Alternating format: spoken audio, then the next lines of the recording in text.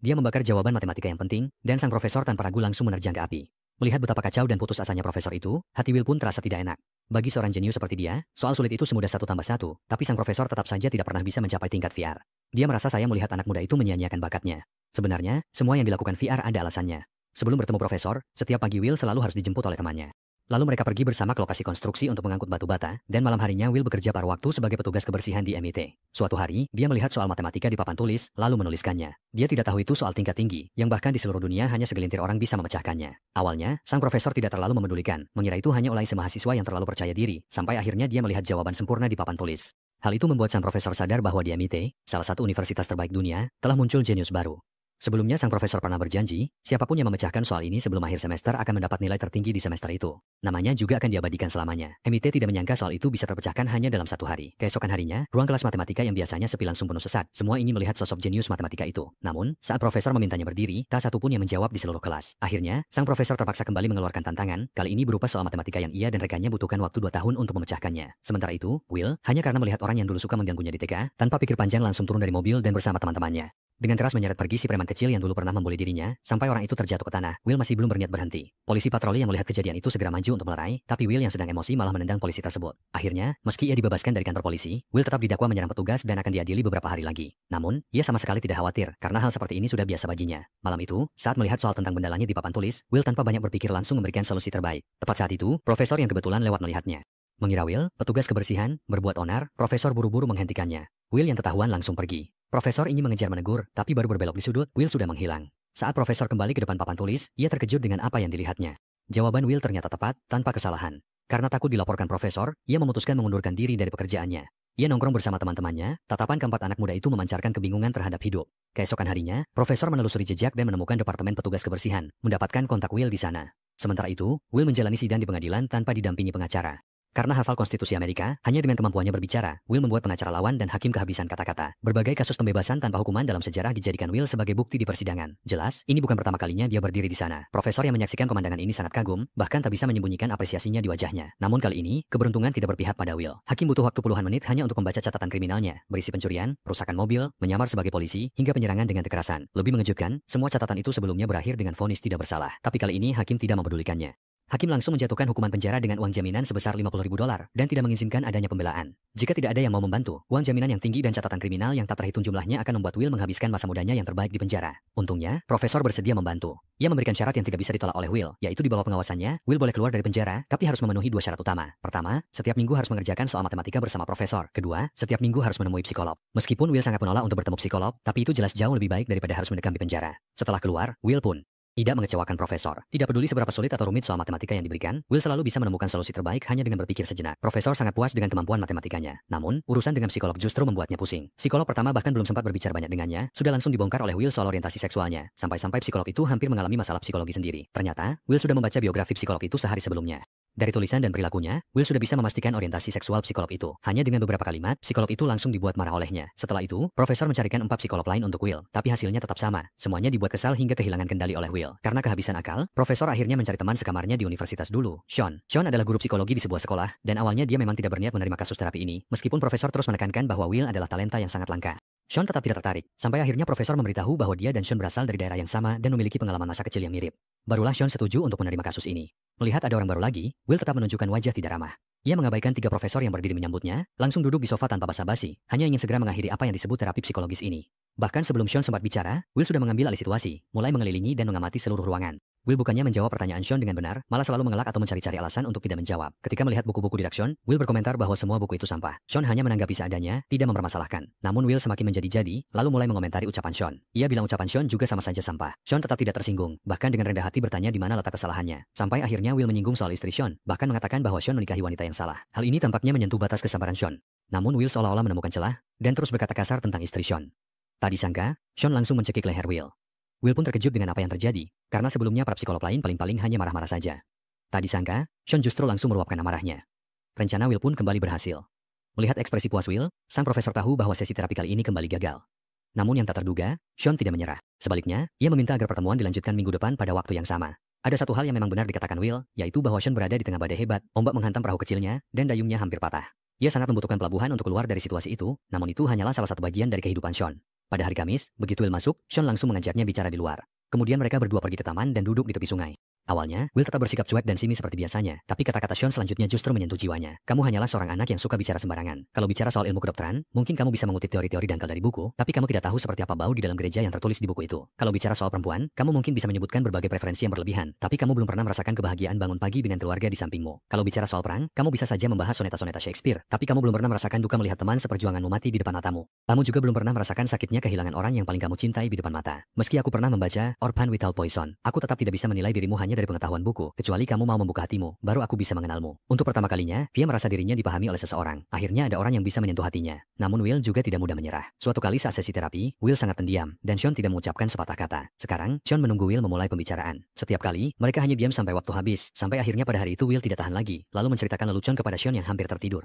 Tindakan, memecah kebekuan, yang dilakukannya sebenarnya upaya minta saran kepada Sean tentang masalah percintaan. Beberapa waktu lalu, di Harvard, ia bertemu gadis. Masih ingat malam itu, teman Will pura-pura mahasiswa sejarah untuk mendekati cewek cantik, tapi mereka justru bertemu mahasiswa asli kampus itu yang membongkar kedok mereka. Gadis itu pakai pengetahuan profesionalnya mempersulit, sehingga suasana yang awalnya ceria berubah sangat canggung. Saat itulah, Will tak tahan melihatnya, langsung berdiri di antara mereka. Ia ulang pendapat lawan kata demi kata, lalu merangkum daftar mata kuliah dan tugas-tugas yang akan dipelajari lawan dalam beberapa tahun ke depan. Bahkan sampai silabus pengajaran pun ia bisa sebutkan begitu saja. Lawannya sebenarnya ingin membantah Will, tapi Will langsung memotong dan lebih dulu mengucapkan argumen yang ingin disampaikan lawannya. Bahkan ia ingat persis di halaman berapa argumen itu tertulis. Ucapannya membuat semua orang di sekitar mereka terkejut. Namun, ijazah Harvard adalah satu-satunya kebanggaan terakhir lawannya. Ia pun mengejek Will dengan mengatakan bahwa di masa depan Will hanya akan menjadi pedagang kaki lima. Will langsung menantang, kalau kamu gak suka, kita bisa selesaikan di luar. Satu kalimat itu langsung membuat lawannya sadar diri, lalu buru-buru kembali ke pojokannya dengan wajah malu. Will pun dengan mudah meredakan situasi itu, dan hal ini juga membuatnya menarik perhatian si gadis. Sampai 45 menit kemudian, sebelum Will meninggalkan bar, gadis itu berkata pada pria yang tidak peka ini, aku sudah menunggumu selama 45 menit, tapi kamu sama sekali tidak bereaksi. Skylar pun dengan sangat inisiatif memberikan nomornya kepada Will. Saat Will bersiap pulang, ia pun menyadari. Orang tadi ternyata sedang menggoda cewek lagi di toko kue. Jadi Will langsung mendekatinya dan mengejek bahwa dia cuma pantas makan donat di sini. Sementara dirinya sudah mendapatkan nomor Skylar.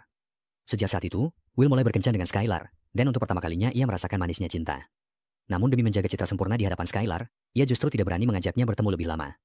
Bahkan saat menelepon di tengah hujan, ia tidak mengucapkan sepatah kata pun dan langsung menutup telepon. Sean menganggap Will orang luar, dan apa menjaga kesempurnaan Skylar hanyalah alasan agar dia tidak perlu merusak kesempurnaan dirinya. Menurut Sean, ini filosofi. Jika seumur hidup tidak pernah berhubungan dengan siapapun, kesan pertama tetap sempurna. Lalu, dia menceritakan lelucon kepada Will tentang istrinya yang gugup akan kentut, terutama saat tidur. Suatu hari, suaranya begitu keras sampai membangunkan anjing di halaman. Setelah terbangun karena suara itu, istrinya menyalahkan masalah pada Sean dan ucapan itu membuat mereka tertawa. Sean tahu kebiasaan istrinya, begitu juga sebaliknya. Orang menyebutnya ketidaksempurnaan, tapi sebenarnya tidak. Tak ada orang di dunia ini yang sempurna. Masalahnya apakah dua orang bisa saling melengkapi? Will bertanya apakah Sean pernah berpikir menikah lagi, tapi Sean menghindari pertanyaan itu. Will memanfaatkan kesempatan membalikan nasihat Sean. Kamu juga bisa seperti aku, tidak pernah dekat dengan siapapun, lalu menjalani hidup santai. Saat itu, mereka berdua mencapai pengertian bersama.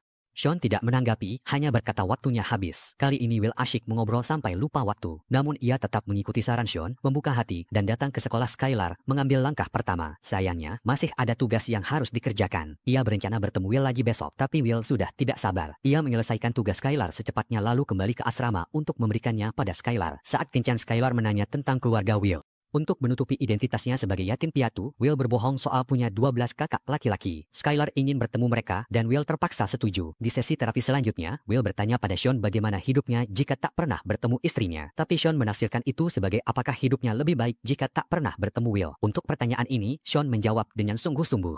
Sean berdiri dan semangat menceritakan pertandingan bisbol penting. Antusiasmenya menular ke Will. Pertandingan itu juga membekas di ingatan Will, tapi ucapan Sean membuat Will tak percaya. Sean mengaku karena bertemu istrinya, ia rela melewatkan menonton pertandingan itu. Meski begitu, ia tidak menyesal. Ia tidak menyesal melewatkan pertandingan, tidak menyesal meninggalkan pekerjaannya saat istrinya sakit, dan tidak menyesal mendampingi istrinya setelah ia jatuh sakit. Pandangan hidup Sean membuat Will kagum. Hal juga membuat hubungan mereka lebih dekat. Pekerjaan Will di MIT berjalan lancar.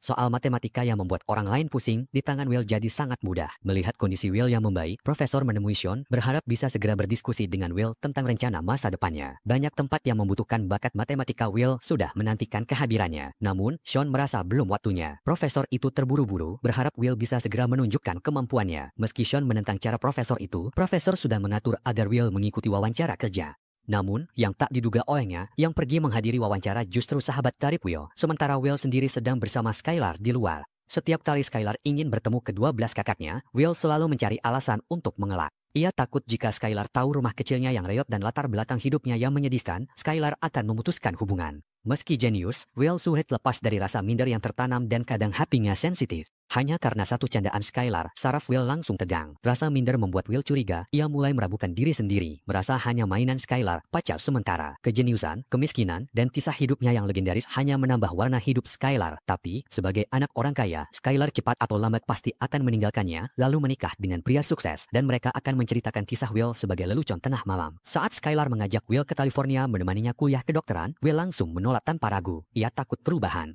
Pindah. Sejak kecil, Will ditinggal orang tuanya, lalu beberapa kali diam-diam masuk keluarga asuh, tidak tali alami kekerasan berat. Baginya, pindah tempat sangat menakutkan. Namun, yang ia takutkan adalah waktu akan buat Skylar sadar kekurangannya, dan saat itu ia tak dicintai lagi, kembali ditinggal. Sayangnya, semua ini tak bisa Will ungkapkan. Skylar justru mengira Will terlalu memedulikan uangnya.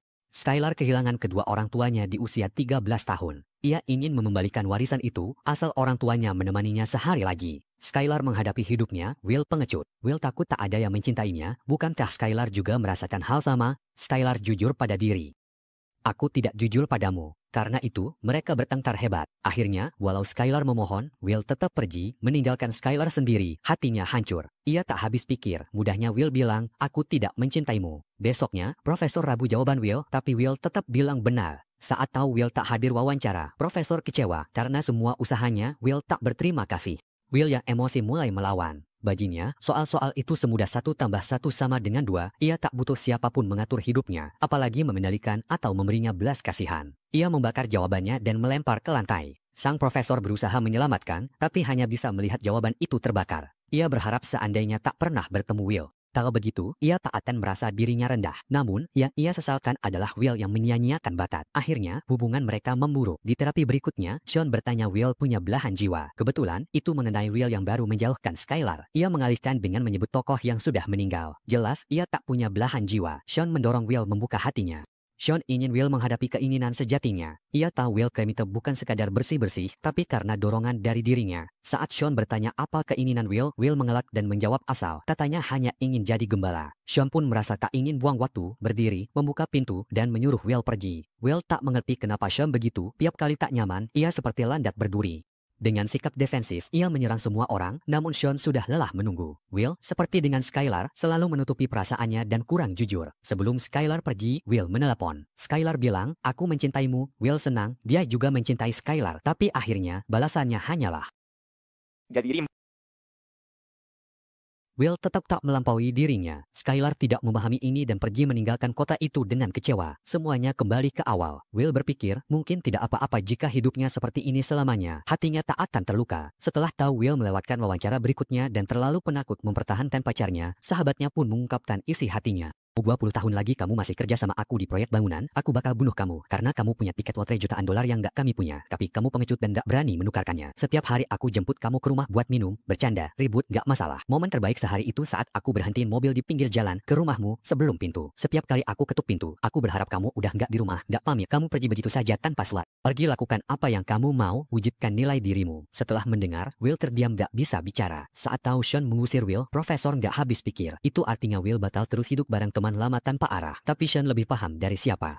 Alasan Will menyia-nyiakan bakatnya dan memilih hidup berantakan adalah karena itu memberinya persahabatan. Persahabatan dengan 3 sahabat dekatnya satu-satunya dukungan dan penerimaan yang dia punya selama bertahun-tahun. Karena sejak lahir, hal pertama yang dia alami adalah ditinggalkan orang yang paling mencintainya. Jadi, saat merasa orang lain akan pergi, Will lebih dulu mengusir mereka. Itu pertahanannya. Karena itu Will hidup kesepian 20 tahun. Jika Profesor menekan, semuanya akan terulang. Namun Profesor tidak berpikir begitu. Dia tak mengizinkan Will dikalahkan bakatnya. Sementara Sean tak membiarkan Profesor menghancurkan hidup Will. Karena itu mereka bertengkar. Melihat pertengkaran memanas, Will membuka pintu kamar tepat waktu. Dan melihat Will kembali, Profesor meredakan emosi. Tanpa berkata apa-apa, Profesor berbalik pergi, memberi waktu mereka. Mendengar pertengkaran, Will sangat berterima kasih pada Sean. Sementara di tangan Sean ada berkas tentang Will, berisi foto Will mengalami kekerasan di keluarga asuhnya waktu kecil. Ketakutan terdalam inilah yang menguasai dirinya, dan tampaknya Sean juga pernah mengalami hal serupa. Ayah Sean pemabuk dan kejam, setiap pulang ke rumah ingin melakukan kekerasan. Demi melindungi ibu dan adiknya, Sean sengaja menantang ayahnya. Karena itulah Sean bisa memahami seperti apa masa kecil Will, dan akhirnya pintu hati Will mulai terbuka sedikit demi sedikit. Ia pun mulai menceritakan pengalaman pahitnya kepada Sean. Setelah mendengarkan ceritanya, Sean perlahan-lahan mendekati Will, sambil terus-menerus meyakinkan Will bahwa semua yang ia alami itu bukanlah kesalahannya. It's not your fault. Pada awalnya, Will masih sangat menolak.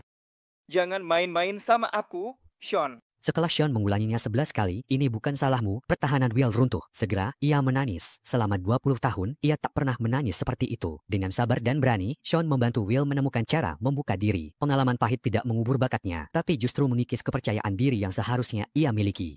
Karena ketakutannya, ia tumbuh arogan dan sombong. Ia memakai cara itu untuk melindungi diri, membalas semua dengan sindiran dan sikap pedas. Akhirnya ada yang memberitahunya, ini bukan salahmu. Sejak itu, ia menanti Will hanya cahaya matahari cerah. Setelah merenung semalaman, Will menerima pekerjaan dari profesornya. Ia bersikap rendah hati seperti pelamar kerja biasa, tanpa sinis atau pura-pura dewasa. Dengan begitu, terapi psikologis Will hampir selesai. Will agak enggan berpisah, berharap tetap berhubungan dengan Sean. Sean setuju, tapi ia berencana pergi berkeliling karena ingin kembali bertaruh pada hidupnya sendiri, mencari awal baru. Pada momen ini, keduanya telah saling menyelamatkan. Kebetulan hari itu ulang tahun Will ke-21, dan teman-temannya mengumpulkan uang untuk memberinya hadiah, mobil tua berpenampilan jelek tapi bermesin 6 silinder segaris. Sedangkan Profesor dan Sean, keduanya hanya ingin yang terbaik untuk Will, tidak ada dendam besar. Dua sahabat lama bertemu lagi, tersenyum, melupakan perselisihan, tetap sahabat sejati. Hari itu, sahabat Will biasanya menjemputnya, tapi setelah lama mengetuk pintu, tak ada jawaban. Ia mengintip lewat jendela, sadar di dalam sudah kosong dan rapi. Saat itu ia mengerti, anak itu sudah pergi. Setelah itu, sahabatnya lega, Will meninggalkan tempat ini untuk mencari nilai dirinya.